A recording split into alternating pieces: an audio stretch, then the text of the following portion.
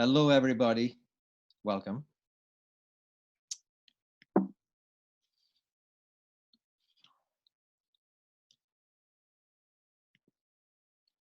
It appears that in the month of March and early April, we collectively decided to live stream as there is no tomorrow. We have literally collectively broken the internet. The numbers are truly staggering. They're just stunning when you look at these. And while all of us are guilty of doing that because we love our favorite content, we want to watch it, the gaming and the esports community is just absolutely having a blast. I mean, if you just look at these numbers, it's just plain crazy. The number of concurrent streams, it's gotten so out of hand in terms of the hours of live streaming that is happening that Twitch and YouTube gaming and Netflix and a variety of other platforms are actually beginning to constrain the quality of the video or converting from high definition to standard to be able to manage the bandwidth. And that's true not just in the US and North America, it's in Europe, it's in China, as you can see, it's true in Italy, a variety of different places.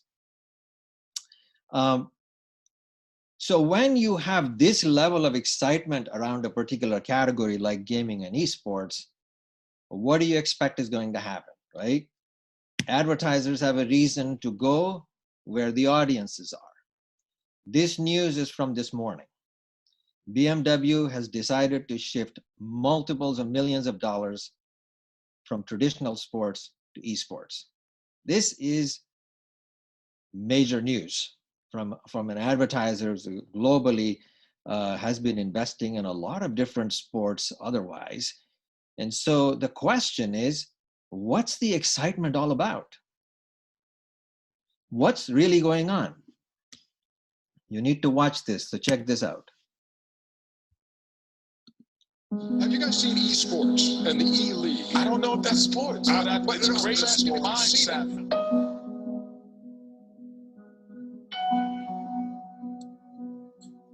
But I don't know if athlete is the right word that I would go for. You don't bring a sweat, I don't consider it a sport. No, you do.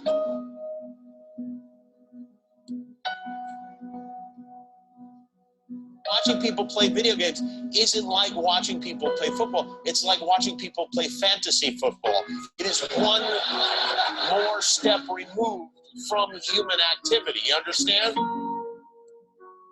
It's video games. It shouldn't be on a sports network. It's video games. But can it truly be a spectator sport? It already is. 71 million watched it last year. They reckon it's going to, by 2017, it'll be 145 million people watching it.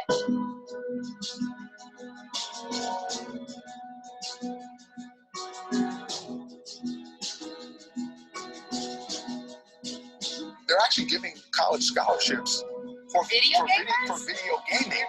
And it's even gone to the point that now the government has acknowledged professional video gamers as athletes. Same way you watch a football match, you can hear the crowd, everyone's cheering the team on, you make friends, these are people you talk to, you play with online. It's all about community, it's being part of something that you're incredibly passionate about. Right now, trying to establish vision control and portal.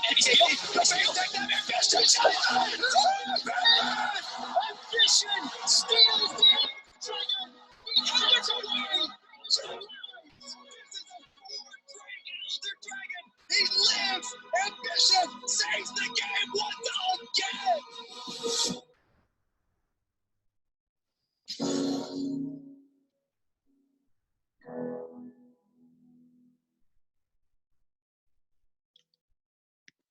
Have you guys? Okay, so the numbers I was showing you earlier were from the month of March and, as I said, early April. The momentum for esports has been building for over 4 decades. This is not a new thing. It's just that sport is coming into limelight while we are in a situation where we are. and people have no other avenue for sports, and therefore they need to look at this thing in all its full glory. Over 500 million viewers and growing. The viewership is just stunning, as I said before. It's been growing for years. Look at where the viewership is headed in terms of,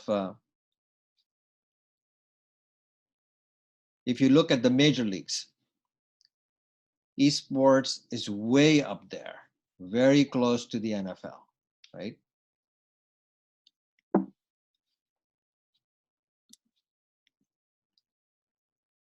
In terms of the major events,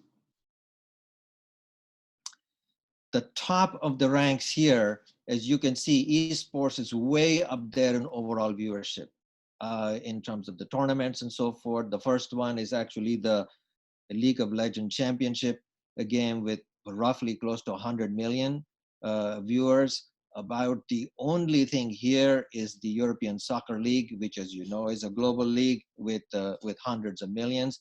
But this is pretty much up there in the numbers. So the overall movement is quite significant. Obviously, with the rise in the popularity of esports, the platforms that are actually streaming the content are also rising with it. As you can see, YouTube Gaming, Twitch, ESPN, all of these are actually going way up there beyond the regular cable programming that we are used to watching. Now let's take a look at the engagement part of it, right?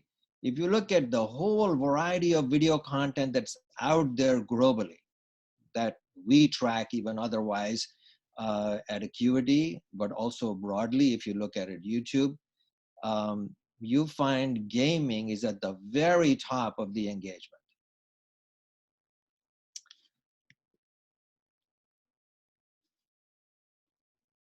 So, as I said, all of this didn't really happen overnight. It's been going on. This is over 4 decades now, right? And so how did this all come about? There are a few really significant events that happened which really defined this as the global sport.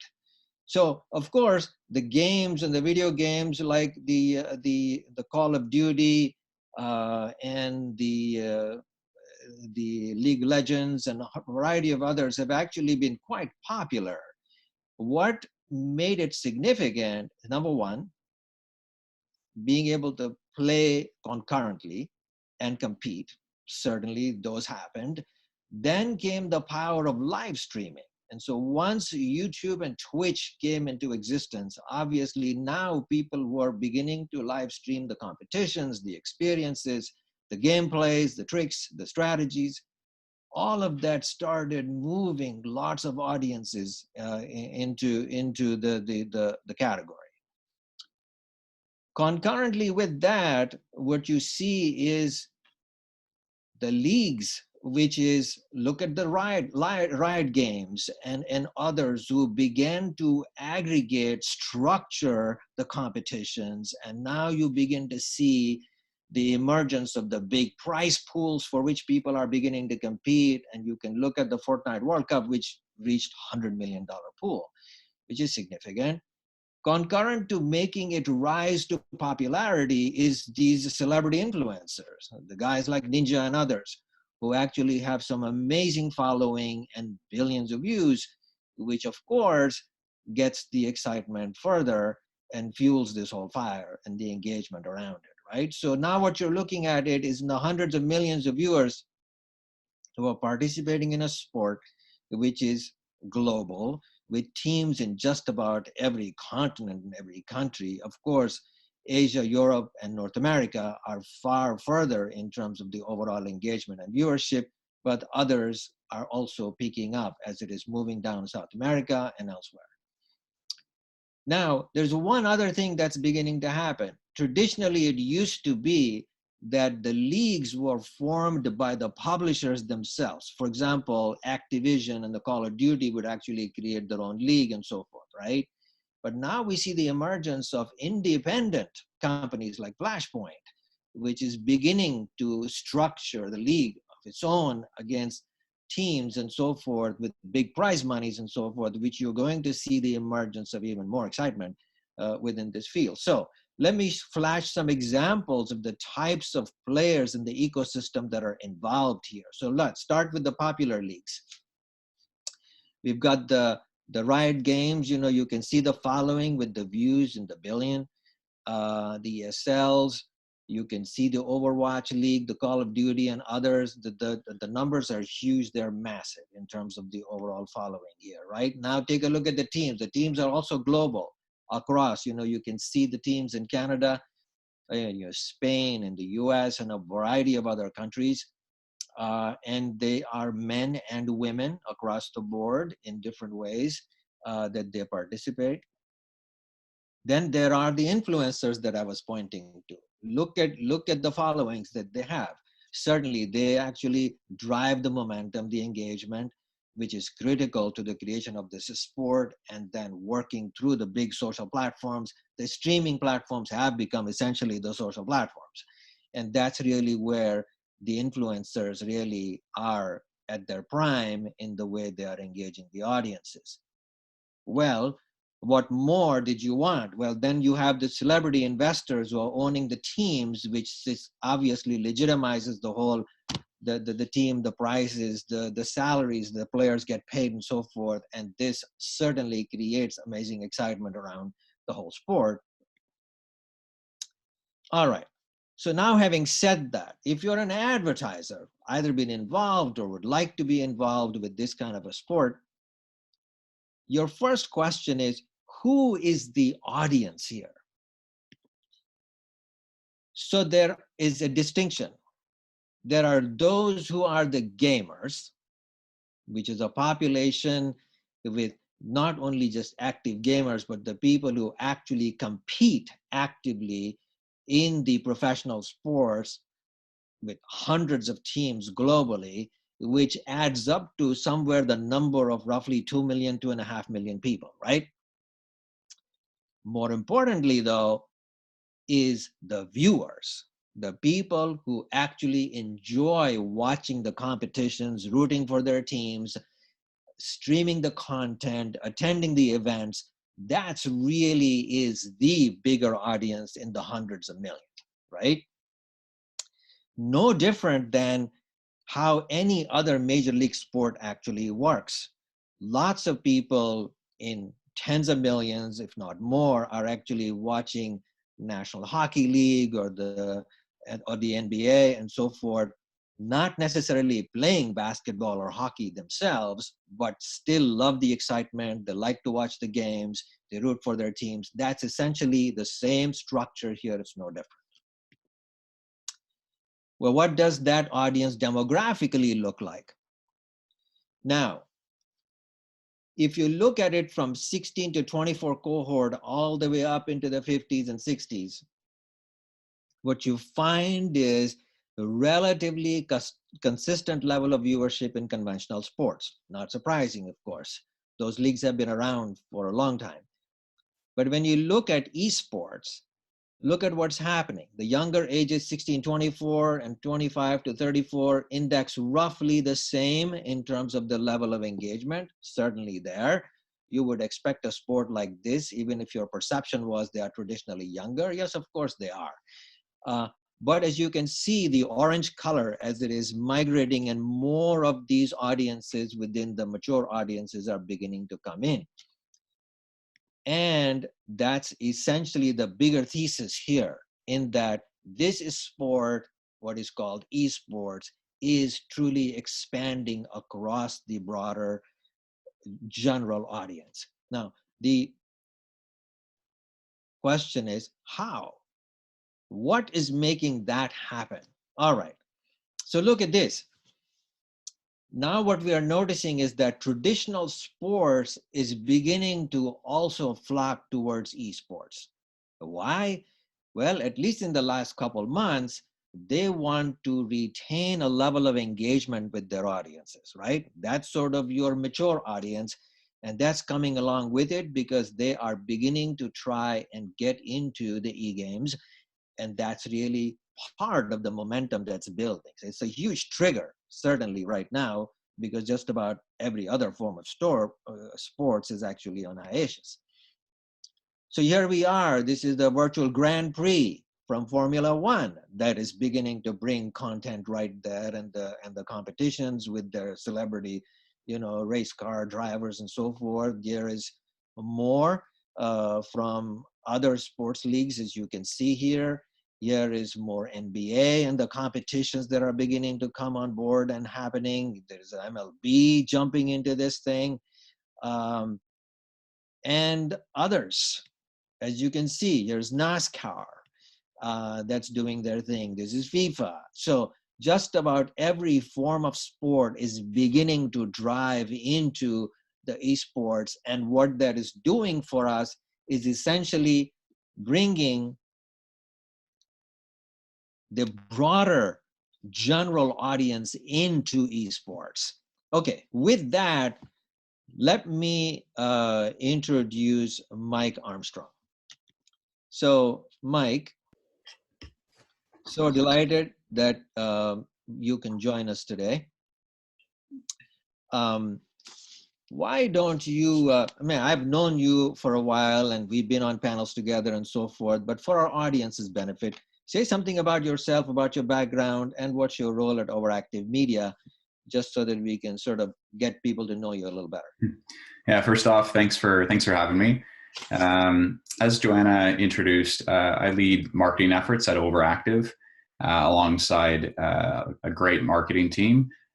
For me, what that means is ultimately building distinct brands within the esports and gaming space, looking at how we grow our audience and our fan base, how we sell tickets, merchandise, and ultimately servicing partners that come on board.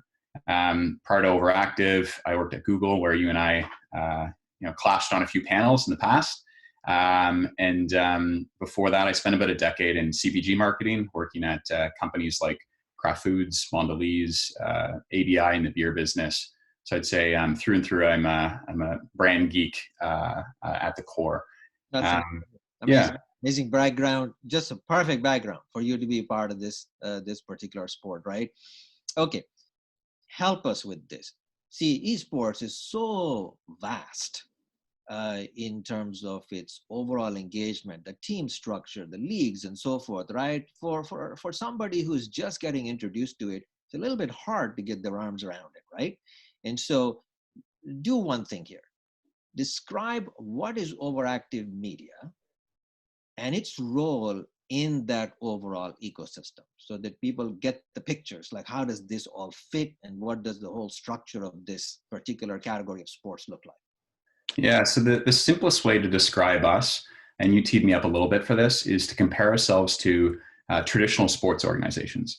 So if you were to think about Madison Square Gardens or a Maple Leaf Sports Entertainment or a Kroenke Sports Entertainment, we're structured in a similar way, except for we're investing in teams in the biggest, most watched esports leagues on the planet.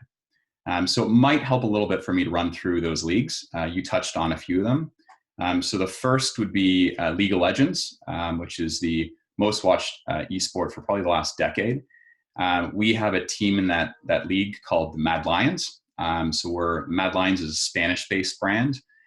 It's the most winning brand in the Spain market, as well as a top 3 competitive team in the European Championship League. So that's the first league that we're invested in. CSGO is probably the number 2 esport globally, and we're invested in a team under the Mad Lions banner in the Flashpoint League, which you called out earlier. Actually, as of this past Sunday, we became world champions in that Flashpoint League. Wow, congratulations. So for us, our Mad Lions brand is really built a fantastic Spanish lifestyle brand with a championship record in League of Legends as well as CSGO, with some major influencers against that organization. The next league that we're invested in is the Overwatch League. So Overwatch is a game that's played by over 40 million people globally. Some would say that the game was built with esports in mind. We have a team called Toronto Defiant that plays in that league. It's a top 3 team with respect to having big personality players on it who have lots of followers themselves. And then the last league that we're invested in, certainly not the least, is Call of Duty. So Call of Duty is in its inaugural season of its first league. And the Call of Duty game has been around for over 15 years. It's just as relevant today as it's ever been. In the last 4 weeks, if anyone's been following, the Battle Royale mode of Call of Duty has seen over 50 million downloads in the last 4 weeks alone. And we've got a team in the Call of Duty League called Toronto Ultra. So that's a little bit on just who we are and how you could look at us as opposed to some other traditional sports organizations, the leagues that we're in, and then the teams that we have in those leagues. Got it. So Mike, so we get it. So that's good. Those are great assets to have, right? But there's more here that's on this chart. For example, there are some other assets that you've actually built. Say something about that, the content and other things that you guys are doing. Yeah, so I'd say first we're uniquely positioned in that there's not a lot of esports orgs. There's only a few that have team ownership in the leagues that we're in. So we stand apart for that reason. The second thing is, like other traditional sports organizations, we're investing in content creation, in influencer partnerships, in ticket sales at live events, offering partner influencer relationships with our players. We've got a live arm that's built a business within specifically gaming and esports live events. And then we're heavily invested in also data and media analytics and that side of the business as well. Perfect. That's fantastic. I mean, that's such an enviable situation to be in where Overactive Media is right now. So obviously, you know, our audience here today is predominantly advertisers interested in media and understanding how to engage with an audience like this, right? And so if you could talk about examples, right, one or more, your preference, of how an advertiser has traditionally engaged with Overactive Media. That's just to give illustrative examples of what it is like to be engaged in this sport. Yeah, so I think that the good place to start would be initially in esports, we saw a lot of endemic advertisers and sponsors. So folks would come in who were from computer, say, peripherals companies or mobility. We have a great partner in Bell Canada. But what we've seen over the last number of years is non-endemics, so to speak, coming in and wanting to invest in the esports space.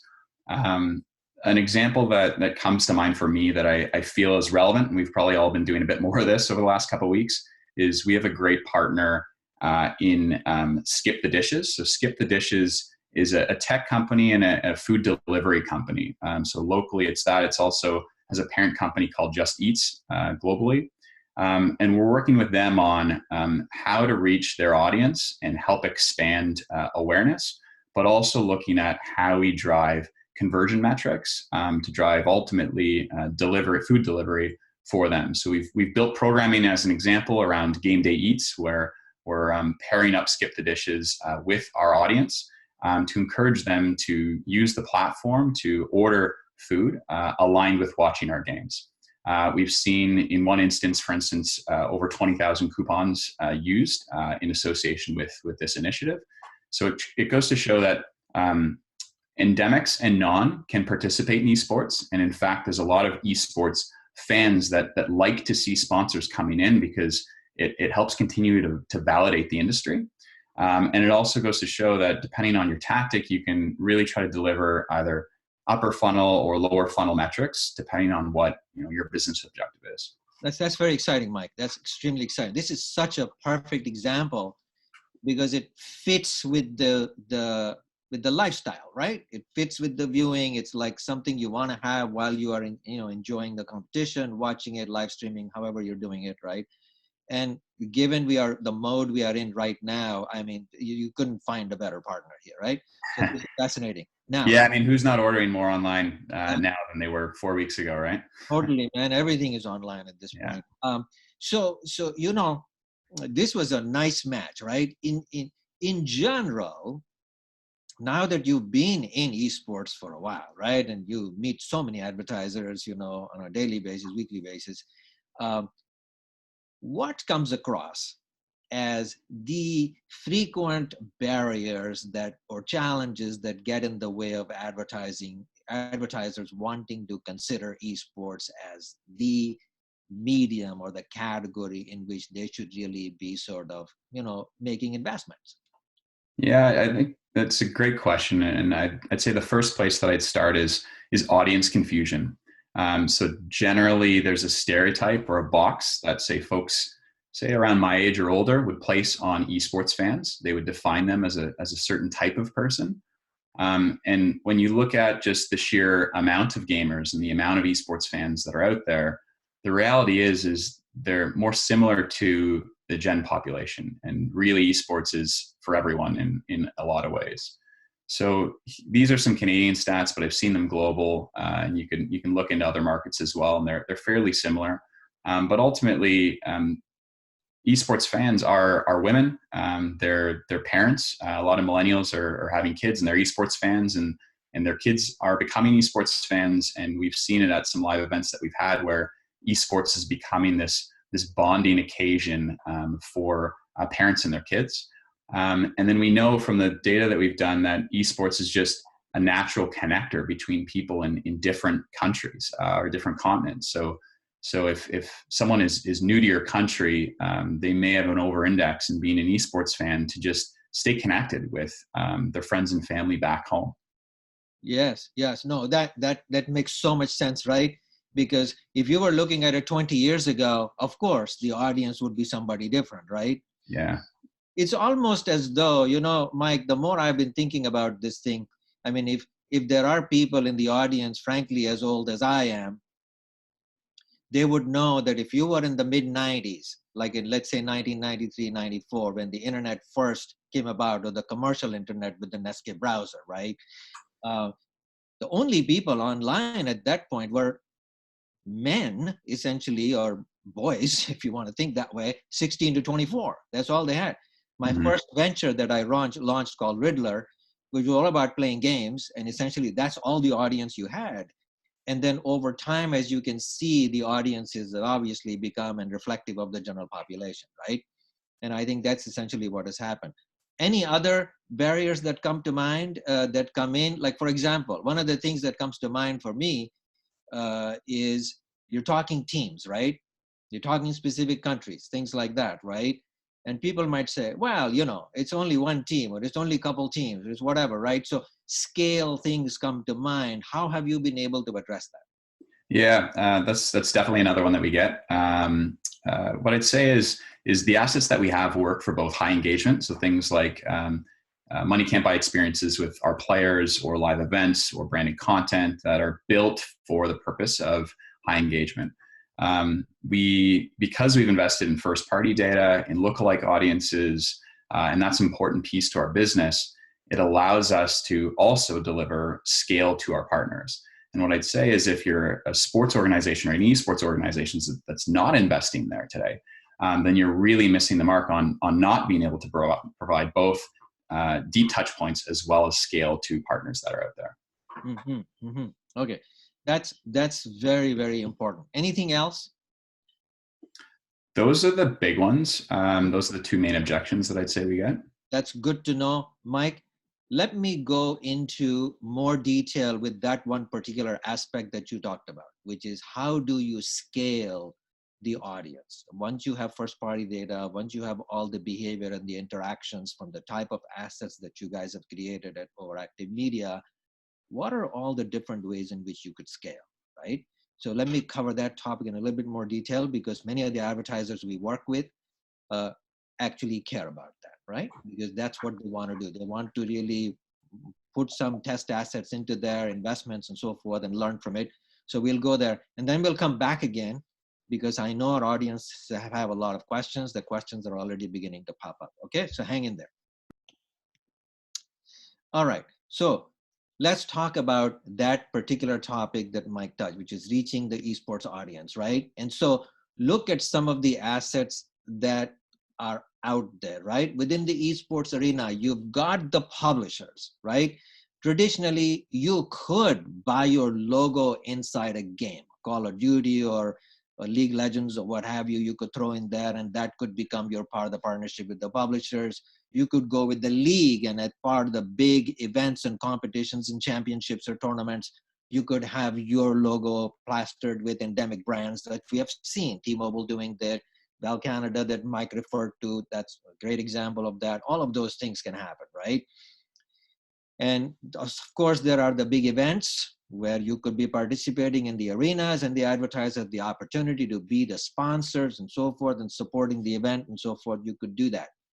But let's come to the way Overactive Media has built its assets with both teams and players and the content they have created, and in particular, the first party data assets they've actually built, right? So you can certainly engage that way with the content and the unique assets that they have created. But how could you build something more beyond that with a platform like Acuity or even others that you can build from, right? And so let's take a look at that. So I'll just use Acuity as an example because we are obviously far more familiar with our own platform in the way we use it. Over the past 3.5 years or 4 years, Acuity has obviously built up its own data assets by buying up a bunch of companies. And so with those companies came video viewership, behavior data, contextual data, search and first party, you know, the what we call the site search data.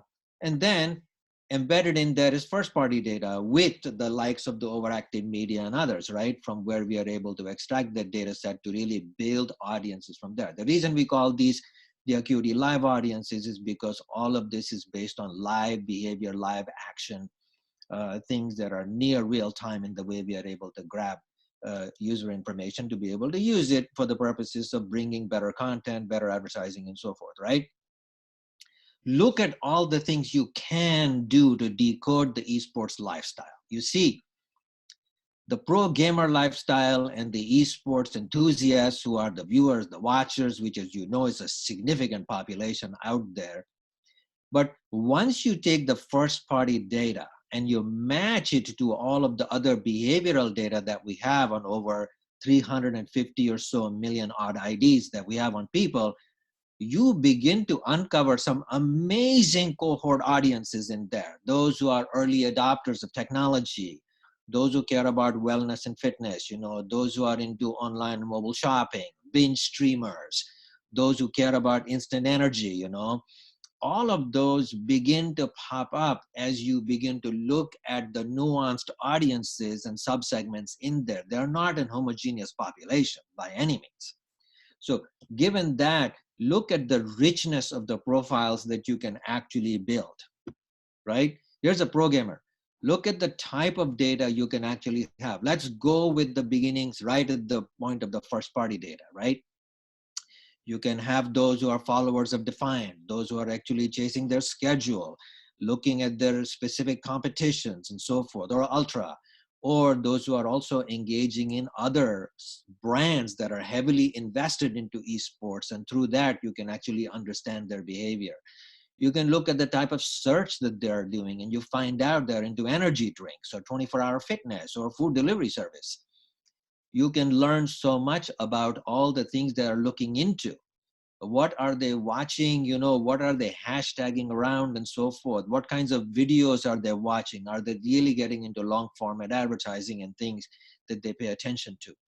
This is the level of richness you can actually get when you map the first party to the behavior data that we have, right? There's an example of the esports enthusiast, another great example. Look at, here's somebody who is actually, is Jen, who is actually, tracking and following Cloud9.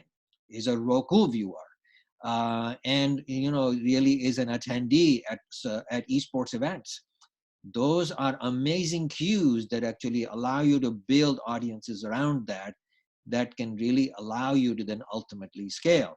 So, but the question is, how and where do we reach them, right? Of course, you have YouTube gaming, you got Twitch, you got Facebook gaming. You can certainly go there. Those are, as you know, frequently referred to as the walled gardens. Those are like the Vegases, right? Essentially places where whatever happens, it stays there. right? And then there is the open web, which is a broad array of publishers in the mid to long tail, where obviously the esports viewers are actually spending a lot of time as well. And you have the opportunity to reach them over there as well. Look at the examples of what those types of publishers actually look like. Some very familiar, others familiar to the audiences themselves because they spend the time there. It's an amazing diversity of publishers and media properties where you can actually reach these audiences. This is fascinating. You can get them on desktops, you can get them on mobile, you can get them on connected television. There's diversity of screens where you can actually reach these audiences, right? So you have plenty of choices. So what kind of reach do you really get? Well, we aren't going to look at Europe and South America today. As an illustrative example, we wanted to combine US and Canadian audiences, a total population of over 350 million. If you just narrow your zone, even discarding all of the mature populations, as I told you, that are beginning to jump into esports, that 18 to 34 cohort is pretty solid, somewhere in the 85 plus million. And by the time you look at the first party data of the fans, the followers of the top team, the esports teams and players and so forth, and you aggregate that data and map it to our 350 million IDs, you're looking at a sizable audience that you can begin to test against. That's 21 million plus. It's huge.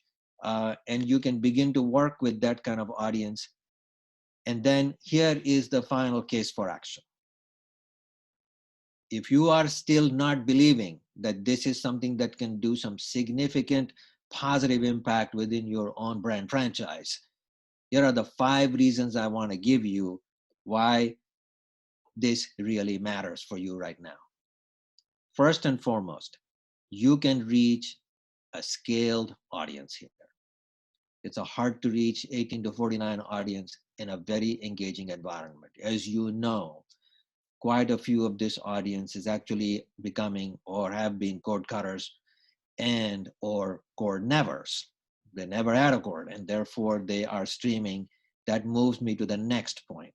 There is amazingly high share of attention from this audience that is engaged in esports and gaming towards digital and streaming media. That is the place where you have the consumer attention now. And when I say now, not just because of the crisis we are in. This has been a trend that's been going on over the last 7 to 10 years. The third case here is the first party data and the insights. We already talked about it. Mike already talked about it and pointed to that. You really, really have the opportunity to leverage and build direct relationships with the consumers. Something that is generally very hard if you are in the walled gardens. That data will never come back to you, as you know, right? And therefore, you can, in fact, do that here with the opportunity on the open web. The next thing that is top of mind for you, of course, is where are the sales? Where's the ROI? Well, that requires you to have that level of deeper profiles to find out which consumers are, in fact, in market to buy across the screens and across those esports lifestyles, right?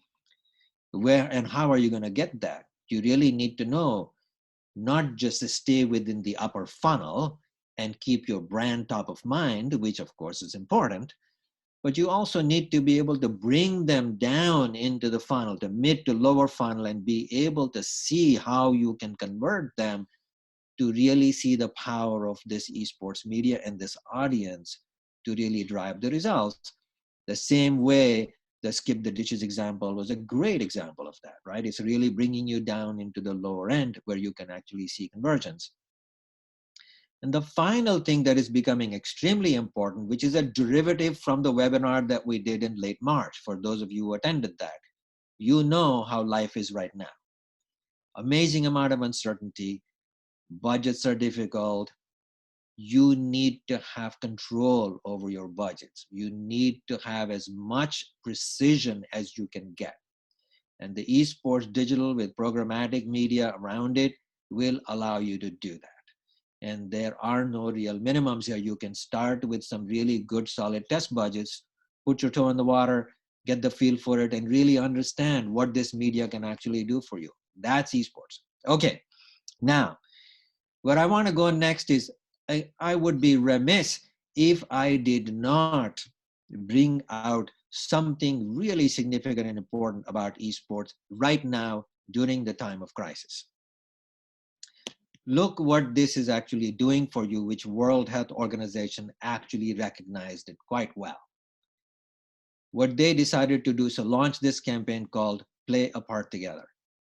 Literally, it was about how can you be socially together and yet respect and honor the social distancing that is so critical for all of us to make sure that we do not jeopardize anybody's life. And look at all of the entire ecosystem of gaming and esports partners who've actually joined together to put this message out there. Literally, there is no better way to capture the emotion around this thing than this particular quote from Bobby Kotick, CEO of Activision. The games and the esports are a perfect platform to connect people to joy, purpose, and meaning.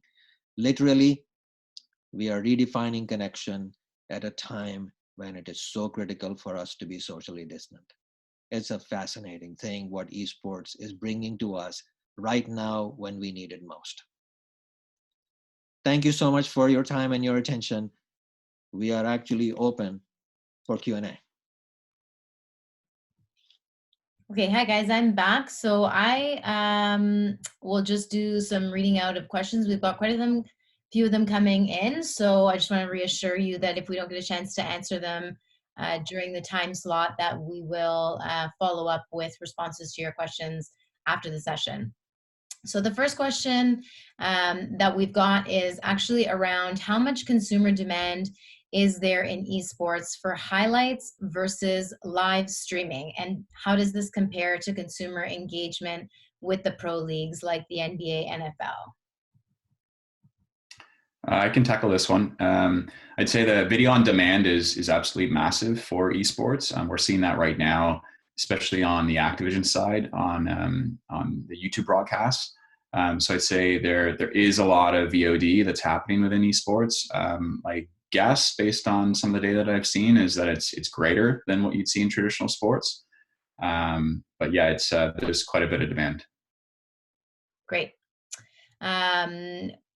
One of the questions is about the walled gardens. So curious as to your thoughts about walled gardens regarding media. Do you see the mixers and the twitchers remaining so isolated as the need for better demographic or psychographic targeting, as the need for better demographic psychographic targeting needs grow?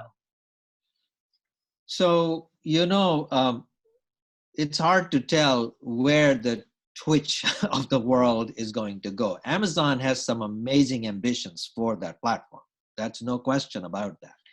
And so they're going to do whatever they can do to really make it an amazingly powerful, both engaging platform, but also a platform where advertisers can be part of it. However, having said that, Amazon is not interested in freely sharing all the data with you. It's not happening.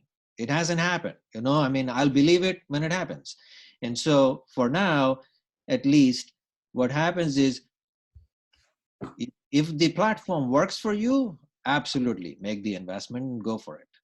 On the other hand, I think there is always going to be a share of that that's going to be on the open web and the broader web, and the publishers there can actually give you amazing amount of access to data for you to build your own audience. Having a parallel dual track of that sort, both inside and outside the garden, is the best approach for you to take when it comes to esports media. Great. So we've got, it would be interesting to see how the game itself influences the demographic. I imagine people playing Starcraft, which is a 15-year-old video game competitively, might trend older. Maybe Mike, you can comment if you've noticed anything like that. Yeah, I'd say that there's slight differences. They're not as staggering as you'd expect, but you do see, like Call of Duty, that's been around as an example for 15 years. You do see it leaning slightly more millennial and upper millennial versus say being all in on Gen Z. Like a newer game like Overwatch would be slightly lower, but overall it's mainly Gen Z and millennial for most of the publications games. Great. A couple of questions around the topic of live events for esports. So one specifically was, what does the industry say about the impact of arena and event gatherings being canceled indefinitely? How important overall are arena events to the esports industry? I think for us and for most of us in esports, we're digitally native audience, and we've built the business around those digital occasions. So we're used to watching esports live, but online. Whereas traditional sports is built the opposite way. So I'd say for us, the business is built around online, and we're seeing numbers continue to increase in terms of online viewership, especially during these times. But we're less reliant on live like traditional sports because we started online. So it's, as a result, less important to the short-term success of the business. Yeah, I think that's true, Mike, in the sense that, when we talk about scale, your audience is digitally native, right? In many instances here, is the way we see it. And so given that, I think broadening the scale the way we talked about it, right, in the digital space is probably the way for the advertisers to get engaged. I mean, look, arenas are important. They're exciting to be part of this, big live event and so forth. I mean, let's not, understate the significance of that. It's great to have it, but it is not dependent on it as much. As I completely agree with that. Awesome. So I got two questions that I'm actually just going to kind of join together here. So Seraj, we've got Lisa Di Benedetto on the line who salutes you and says, hope you are well and wonderful to see you on the live stream. So Decoding the Gamer certainly provides the insight needed to pique our curiosity to further efforts for incremental reach. I find many partners build a story around incremental reach. Do you have more specific case studies for use case and results versus case for action? The similar question that I saw there that I think we can sort of move into was that there are definitely some brands that are perfect for gaming. Can either of you elaborate on the jump to non-endemic or less endemic brands that are advertising in this space? Share your thoughts on growth here. Yeah, well, I mean, it's interesting, right, Mike? So I think we're going to have to riff on this one together. Yeah, I agree. You take the first part, I'll take the second. Well, so here's the way to think about it, right? Let's touch the endemic to non-endemic thing, right? There was a reason why we put the BMW example there. You would think, Mike, that's a non-endemic, right? It's like, you don't need a BMW to make in the production of esports, right? And so that's a great example, and it fits in. Like, seriously, as I was looking at it, that news story broke this morning, right? And the way I was thinking about it is the tagline for BMW is the ultimate driving machine, right? And what they have really created now and going into is creating a marketing machine through esports. That's really what their ambitions are, right? And they really want to make that whole gamer lifestyle, the esport lifestyle thing, you've actually arrived and you can enjoy all of this stuff the way you've enjoyed the game and so forth, right? So it's a great match from a branding perspective. So I don't think we're going to have to try very hard to find the non-endemics to participate within esports. Every aspect of engagement is built in there. Now let's come to Lisa Di Benedetto.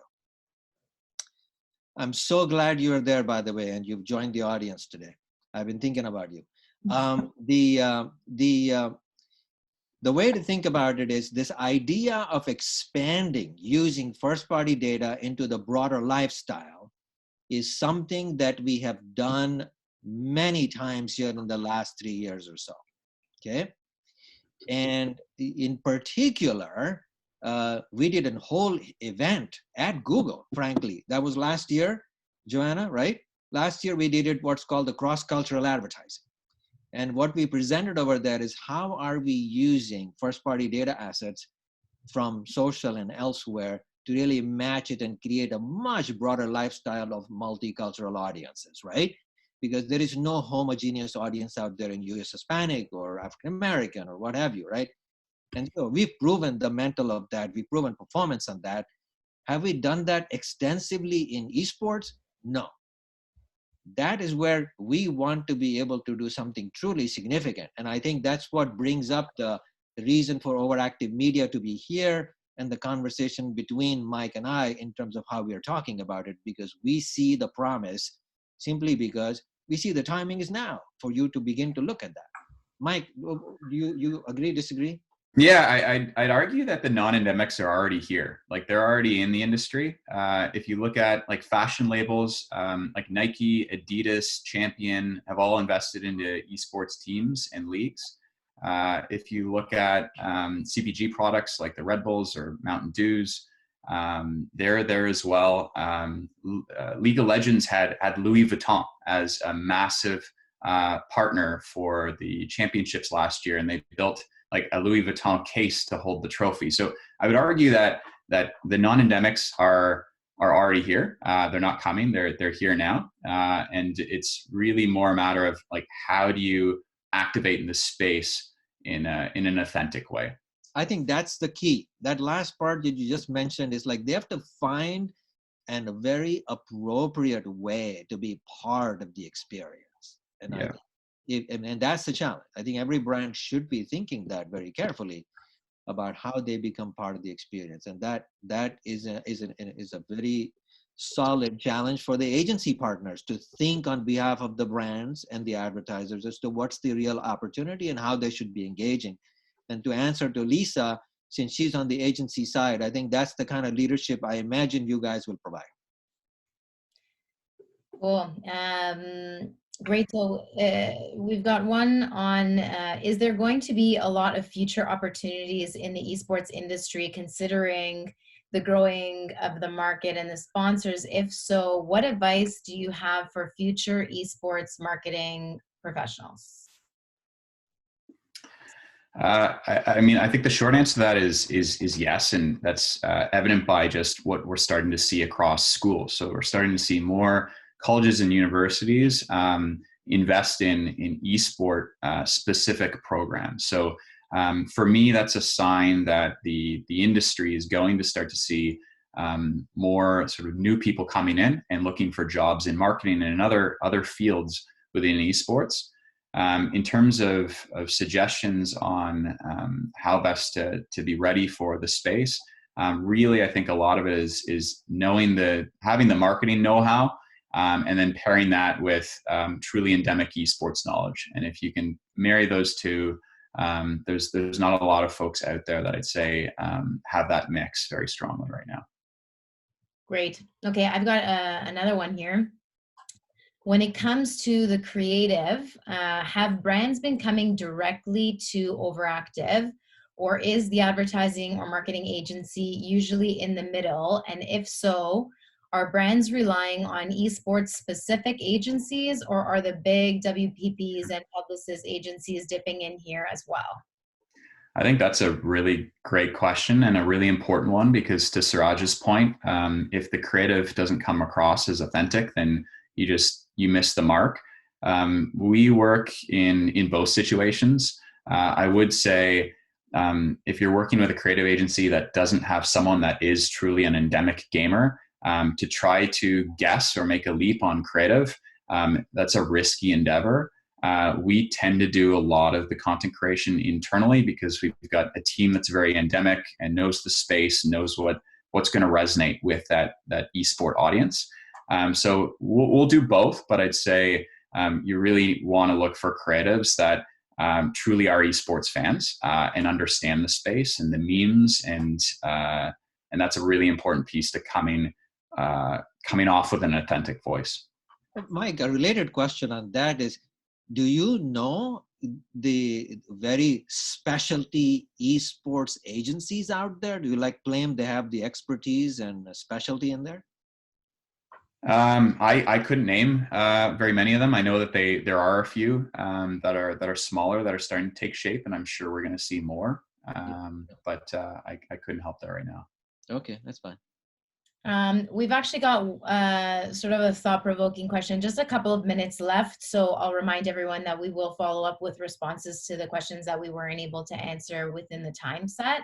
And just one other point regarding a question that we are recording the session, and we will share the recording with all of the participants in the follow-up. So do you feel that esports, for example, League of Legends and others, will eventually take over the bigger game shows like the Super Bowl 10, 15 years down the line when the millennials have grown? Wow, this is a setup question, Mike, for you. It's like, that's why I'm going to let you answer first. This is one of those world domination questions for us. Like, is Overactive Media going to own the whole world of esports? I mean, you know, I'll let you answer that question. Yeah, I think so. I think we're seeing it carry. I mean, if you look at League of Legends has been around and continues to be a strong game and continues to see significant audience growth year over year. Call of Duty is the same. CS:GO. We're starting to see these esports that have shown that there's longevity to them. So I do think, and as you showed earlier, Seraj, the numbers are starting to add up. And when you start to see like League of Legends getting 100 million tune-ins, I do believe that we're going to see certainly esports continuing to compete and surpass traditional sports in the coming years. Yeah, I think it's the global nature of the participation which is far more impressive here, right? And so for brands that are global, this is a no-brainer. They really have to do something about it, right? Joanna, is it time for us to do a wrap up here? Definitely. Yep. I was just going to say that was the last question. So let's. Okay. Let me wrap it up. So first of all, thank you so much, Mike, for joining us. It was. You're welcome. I really enjoyed it, and it was just fascinating. It's an amazing category of sports. It's so much excitement there, so much engagement there. There's so much promise and potential. We seriously do hope that advertisers begin to look into this thing seriously. Second, Joanna, thank you so much. And thank you to your team, including Jackson, Jason, and others who've actually contributed to this thing. Others who actually provided a lot of data, like Kate and Jenny, and others who really contributed the content. You guys did an amazing job and made us look really good. So thank you so much. And thank you to the audience for joining us today. We really appreciate your interest. And we will have a lot of interesting webinars coming up in the next 2 or 3 months. So watch out for our schedule. Okay, have a good afternoon. Take care.